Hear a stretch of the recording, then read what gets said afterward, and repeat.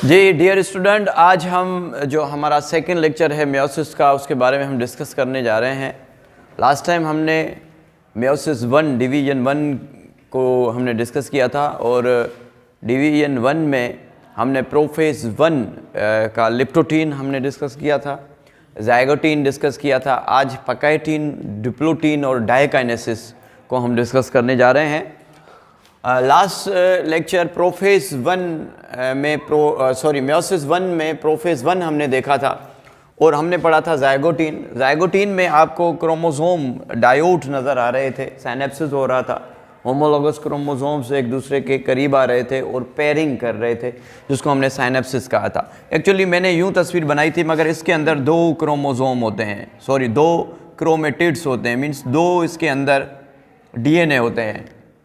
यूँ एक्चुअली यूँ लिखा जाता है, ठीक है। और पकाइटीन में क्या होता है कि पकाइटीन में इनकी स्प्लिटिंग हो जाती है। आपकी बुक के मुताबिक इनमें स्प्लिटिंग होती है। जो सिंध का बुक है उसमें कहते हैं कि यूँ जो 2 पेयर्स होते हैं, ये यूँ 2 पेयर्स हैं, मीन्स 2 क्रोमेटिड्स जो हैं साथ में होते हैं, ये यूँ टूट जाते हैं।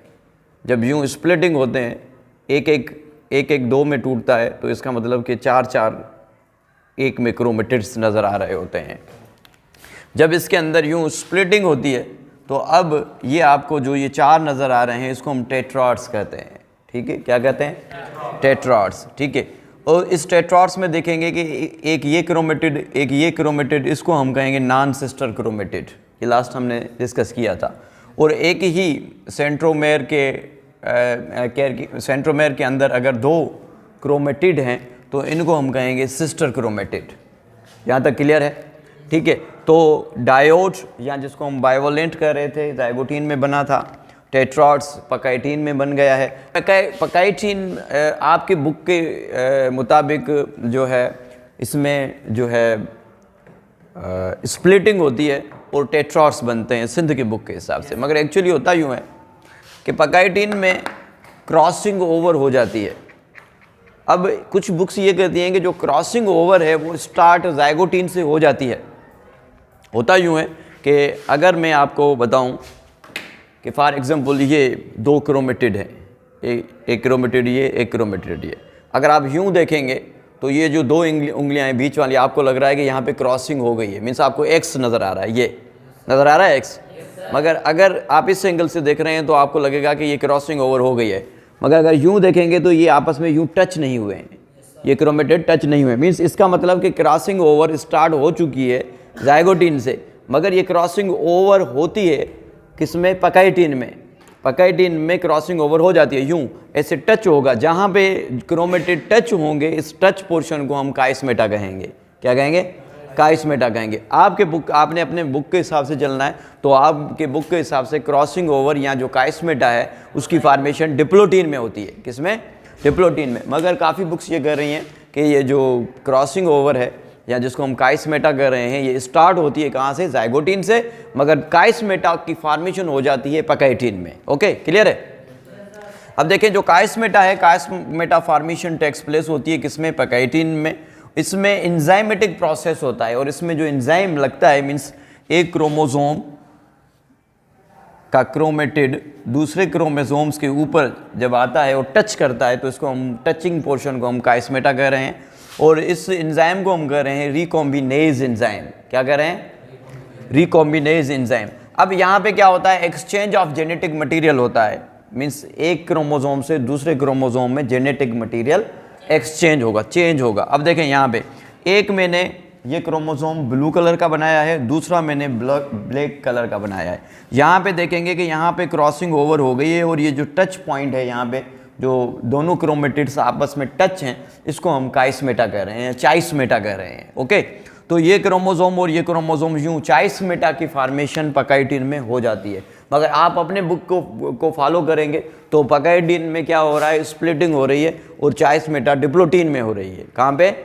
डिप्लोटीन में। मगर हम इंटरनेशनल लेवल से बात करेंगे तो जो है पकाइटीन में चाइस्मेटा बन जाता है। क्लियर है? कंफ्यूज तो नहीं हो रहे ना? पकाइटीन के बाद डिप्लोटीन होता है, ठीक है। डिप्लोटीन में क्या होता है? जो स्नेप्टोनीमल कॉम्प्लेक्स है ये ब्रेक होता है, मीन्स 2 होमोलोगस जो क्रोमोसोम थे, 2 होमोलोगस क्रोमोसोम्स जो एक दूसरे के साथ यूं पैर बना रहे थे, तो इनके बीच में ये जो प्रोटीन का कॉम्प्लेक्स था इसको हमने कहा था सिनेप्टोनीमल कॉम्प्लेक्स। ये सिनेप्टोनीमल कॉम्प्लेक्स ब्रेक होगा और जो होमोलोगस क्रोमोसोम है ये सेपरेट होंगे और यहाँ पे टर्मिनलाइजेशन का प्रोसेस स्टार्ट होगा जिसको डिसजंक्शन कहेंगे। मीन्स जो होमोलोगस पेयर ऑफ क्रोमोसोम है ये एक दूसरे से अलग होना शुरू हो जाएंगे, स्टार्ट होंगे। ठीक है, तो यहाँ पे भी आप देखेंगे कि यहाँ पे कॉम्प्लेक्स टूट गया है और ये होमोलोगस क्रोमोसोम एक दूसरे से दूर जा रहे हैं, सेपरेट हो रहे हैं। अब देखें, जैसे मैंने आपको कहा था कि जो काइस्मेटा था, जहाँ पे क्रोमोसोम्स यूं आपस में जुड़े हुए थे, टच थे, उसको हमने काइस्मेटा कहा था या काइस्मा कहा था। तो देखें अब ये जो इनकी सेपरेशन है जिसको डिसजंक्शन कह रहे हैं, क्या कह रहे हैं? ये डिसजंक्शन ऐसे नहीं होगी, ऐसे ऐसे टच हुआ और ऐसे अलग होगा, ऐसे नहीं होगा। जस्ट लाइक अ जिप, जैसे जिप को खोलते हैं वैसे ऐसे यूं एक दूसरे के टच होके लास्ट में टर्मिनल पॉइंट्स पे टच होके ऐसे यूं अलग होंगे। ठीक है, किस तरीके से अलग होंगे?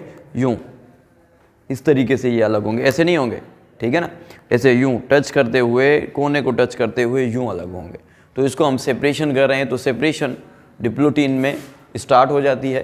ठीक है, अच्छा जी, उसके बाद डिप्लोटीन के बाद प्रोफेज 1 का जो लास्ट स्टेज है वो डायकाइनेसिस है। अब डायकाइनेसिस में देखें कि न्यूक्लियर मेम्ब्रेन, जितनी भी मेम्ब्रेन है वो सारी डिसअपियर हो गई हैं और स्पिंडल बन गया है।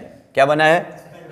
स्पिंडल बन गया। स्पिंडल के अंदर आपको ये कंटिन्यूस स्पिंडल फाइबर्स नज़र आ रहे हैं, क्रोमोसोमल स्पिंडल फाइबर्स नज़र आ रहे हैं, ये आपको एस्टर्स नज़र आ रहे हैं। ठीक है, और क्रोमोसोम्स जो हैं वो अटैच हो गए हैं इन स्पिंडल फाइबर्स के साथ। अब देखें, ये क्रोमोसोम्स एक्सचेंज जेनेटिक मटेरियल वाले क्रोमोसोम हैं। अगर आप इस क्रोमोसोम ब्लू वाले में देखेंगे तो ये कुछ पोर्शन आपको नज़र आ रहा है ब्लैक वाला। तो ये आप ब्लैक देख रहे हैं, ब्लैक जो पोर्शन है, ब्लैक पोर्शन ये कहाँ से आया है? ये जो ब्लैक वाला क्रोमोसोम्स था इससे जब एक्सचेंज हुआ था। कब एक्सचेंज हुआ था? जब क्रॉसिंग ओवर हुई थी। जब क्रॉसिंग ओवर हुई थी और काइस्मेटा बना था, उसमें इन्होंने जेनेटिक मटेरियल को एक्सचेंज किया था। क्लियर है? तो इसमें देखें, इसमें आपको ब्लू नज़र आ रहा है। ये ब्लू कहाँ से आया है? ये इस ब्लू से आया है, इस ब्लू वाले। मैंने जस्ट आपको समझाने के लिए ये कलर्स चेंज किए हैं कि ये एक्सचेंज्ड ये जेनेटिक मटेरियल वाले क्रोमोसोम्स हैं। इन्होंने जो है यहाँ पे एक्सचेंज, क्रॉसिंग ओवर हो चुकी थी। अब ये अटैच हो गए और अटैच होने के बाद स्पिंडल बन गया। स्पिंडल के साथ, स्पिंडल फाइबर के साथ ये क्रोमोसोम्स अटैच हो गए। ठीक है, अब देखें डायकाइनेसिस में क्या होता है?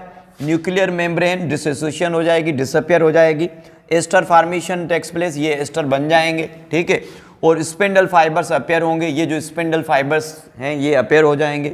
Okay, chromosomes are exchange genetic material are attached with the fibres. Chromosome जिनके पास एक्सचेंज जेनेटिक मटेरियल है ये अटैच हो जाएंगे इन फाइबर्स के साथ। यहाँ पे प्रोफेज 1 हो जाएगा आपका कंप्लीट मेटाफेज 1 को। ठीक है, मेटा मिडिल को कहते हैं। अब इसमें क्या होता है कि जो exchange genetic material, change genetic material वाले क्रोमोसोम हैं ये बिल्कुल इक्वेटोरियल प्लेन पे आ जाते हैं, बिल्कुल मिड पे आ जाते हैं। स्पिंडल के मिड पे ये क्रोमोसोम आ जाते हैं। ठीक है, अब देखें यहाँ पे आपने एक बात ये नोट करनी है कि यहाँ पे आपको कंटिन्यूस स्पिंडल फाइबर नज़र आ रहे हैं, डिसकंटिन्यूस स्पिंडल फाइबर्स नज़र आ रहे हैं ना। मगर आपको यहाँ पे बीच में, क्रोमोसोम्स के बीच में जो इंटरजोनल फाइबर्स हैं वो आपको नज़र नहीं आ रहे होंगे, नज़र नहीं आ रहे ना। ये मेटाफेज में हमने देखा था, उसमें मेटाफेज में, माइटोसिस में हमने देखा था कि यहाँ पे इंटरजोनल स्पिंडल फाइबर नज़र आ रहे थे मगर यहाँ पे नहीं आ रहे नज़र। ठीक है, याद रखिएगा ये बात। अब मेटाफेज 1 में क्या होता है? Chromosomes homologous pairs are align on the equatorial plane. Equatorial plane पे अलाइन हो जाते हैं और बीच में यहाँ पे देखें इंटरजोनल फाइबर्स नज़र नहीं आ रहे। ये एक्सचेंज जेनेटिक मटेरियल है, इसमें देखें ब्लैक है, ये ब्लैक वाला पोर्शन इसमें आ गया है, ब्लू वाला पोर्शन इसमें आ गया है। ये एक्सचेंज जेनेटिक मटेरियल कहाँ पे हुआ था? एक्सचेंज किस स्टेज पे हुआ था? पैकाइटिन में, जब क्रॉसिंग ओवर हुई थी। और जहाँ पे जिस जगह पे क्रोमोसोम टच थे उस पॉइंट को क्या कह रहे थे हम? चाइस्मेटा कह रहे थे या चाइस्मा हम कह रहे थे। ठीक है, तो मेटाफेज मीन्स ये जो पेयर है, पेयर ऑफ क्रोमोसोम है, ये कहाँ पे आ जाएंगे? मिड पे आ जाएंगे, इक्वेटर प्लेन पे आ जाएंगे। अब देखें यहाँ पे भी आप देखिएगा कि ये जेनेटिक मटेरियल, सॉरी डीएनए जो है वो डबल है। यहाँ पे डीएनए क्या है? डबल है। ये डीएनए यहाँ पे डबल है, मैं लिख नहीं रहा मगर समझिएगा कि डीएनए डबल है। यूं है, इसके अंदर 2 क्रोमेटिड्स हैं। कितने क्रोमेटिड हैं? दो, ये दो क्रोमेटिड्स हैं। अब ये अलग होंगे, ये मूव करेंगे अपोजिट टूवर्ड्स द पोल। जब मूव करेंगे अपोजिट टूवर्ड्स द पोल तो उसको हम एनाफेज कहेंगे। अभी हमें एनाफेज को देखते हैं। हमने एनाफेज को पढ़ना है, ठीक है। एनाफेज में आप देख सकते हैं कि देखें क्रोमोसोम जो हैं वो मूव कर रहे हैं टूवर्ड्स द अपोजिट पोल, ठीक है।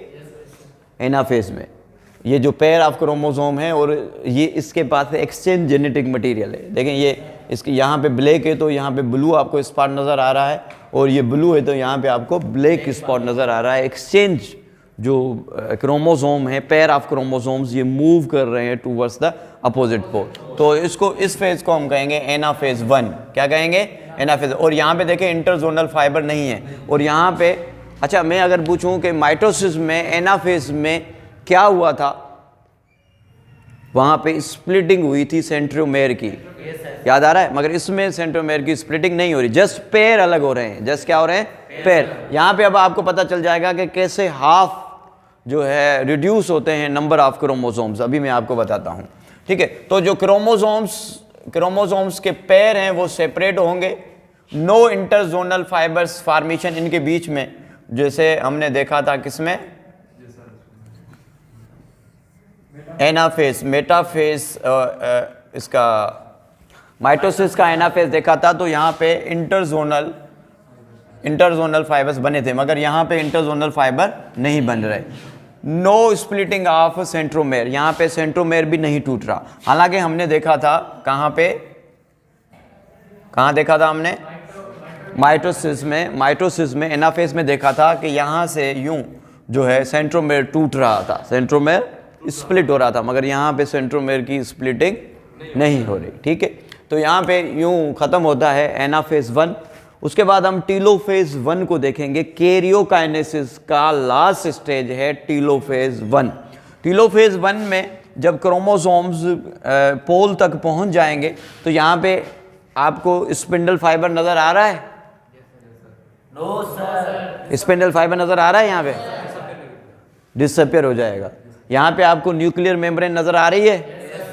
न्यूक्लियर मेम्ब्रेन रीअपियर होगी, ठीक है। यहाँ पे न्यूक्लियर मेम्ब्रेन नज़र आ रही है ना? तो यहाँ पे न्यूक्लियर मेम्ब्रेन रीअपियर होगी, स्पिंडल फाइबर डिसअपियर होगा, और क्रोमोसोम्स के बाहर जो है न्यूक्लियर मेम्ब्रेन बन जाएगी। अब देखें हमने जो सेल डिवीजन ये स्टार्ट की थी, तो जब हमने स्टार्ट की थी तो हर न्यूक्लियस के अंदर कितने नंबर ऑफ क्रोमोसोम थे? सर 46। कितने थे? 4 थे। 4 से स्टार्ट की थी ना हमने। कितने से स्टार्ट की थी? 4। उस वक्त 4 थे। अब देखिए न्यूक्लियस के अंदर नंबर ऑफ क्रोमोसोम कितने हैं? 2 है। इसका मतलब कि ये अब रिडक्शन हो गई है। अब साइटोकाइनेसिस में क्या होगा कि साइटोकाइनेसिस में यहाँ से यूं सेल टूटेगा और हर एक सेल के अंदर नंबर ऑफ क्रोमोसोम कितने जाएंगे?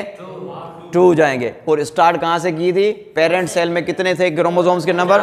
4 थे। कितने थे? 4 थे। अब डॉटर सेल में कितने आ जाएंगे?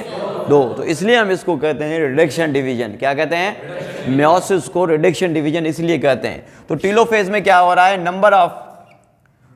न्यूक्लियर मेम्ब्रेन रीअपियर होती है, क्रोमोसोम्स डीकंडेंस होते हैं, दोबारा से डीकंडेंस होते हैं, और स्पिंडल जो है वो डिसअपियर हो जाती है। साइटोकाइनेसिस और मियोसिस 1 को इंशाल्लाह हम नेक्स्ट लेक्चर में डिस्कस करेंगे। Thank you so much.